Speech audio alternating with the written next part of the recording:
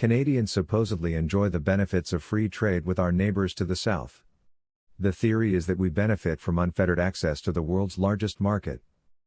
After all, we signed the original North American Free Trade Agreement in 1992 and the updated agreement in 2018.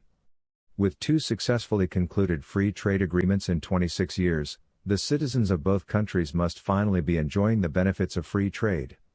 But, first let's look at a little recent history. Milton Friedman was an American economist and statistician who received the 1976 Nobel Prize in Economics. He was among the intellectual leaders of the Chicago Neoclassical School.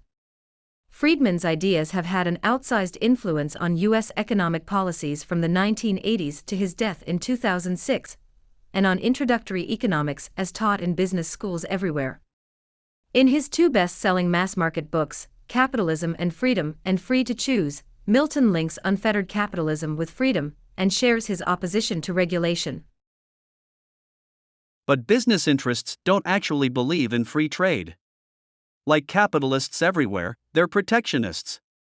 Legendary American investor Warren Buffett tells investors to put their faith and capital in companies with wide moats that give their businesses sustainable competitive advantages. Our international border provides an excellent opportunity for building moats on both sides of the border.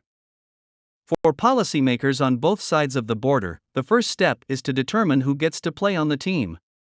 The government of the day sells tickets for seats at the table.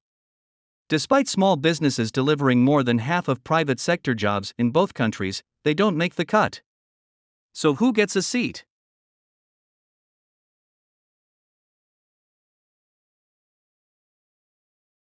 For the Trump administration in the last round, that meant the U.S. Lumber Coalition. But not the National Lumber and Building Materials Dealer Association, who support free trade in lumber. For the Canadian government that meant the dairy industry in central Canada, and not BC's softwood lumber industry. Business owners don't like regulations when they work against them. But they love them when they protect them from competitors. Instead of relying on neoclassical economists for advice, policymakers should consider looking at game theory for guidance. Warren Buffett isn't simply trying to maximize profits.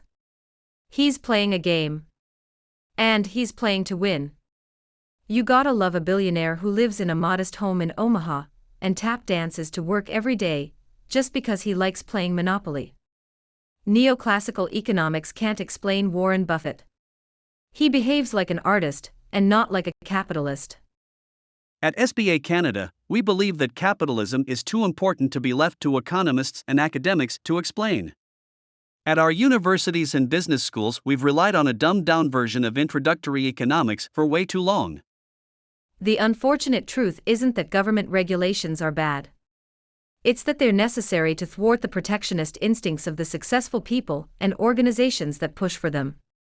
Ironically, government regulations are our best defense against what neoclassical economists describe as the evils of socialism.